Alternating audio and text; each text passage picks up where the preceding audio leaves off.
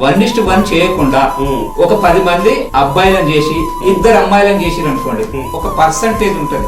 100 మంది అమ్మాయిలను నేను ఇంటర్వ్యూ చేశాను లవ్ ఫెయిల్యూర్ ఉన్న వాళ్ళు, అదే లవ్ ఫెయిల్యూర్ 100 మంది అబ్బాయిలను ఇంటర్వ్యూ చేశాను.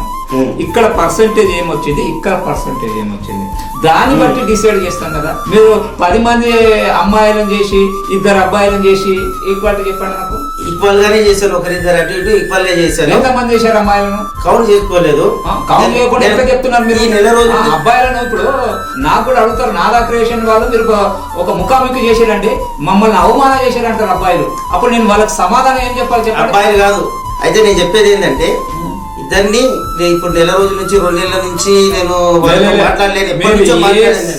సర్వే చేసినా కూడా ఈ నాదా క్రియేషన్స్ ఒప్పుకోదు 100%. నాదా క్రియేషన్స్ ప్రూవ్ ఉంటేనే ఒప్పుకుంటది. నేను చేసినా అని చెప్పి మీరు రుజువు చూపెట్టండి,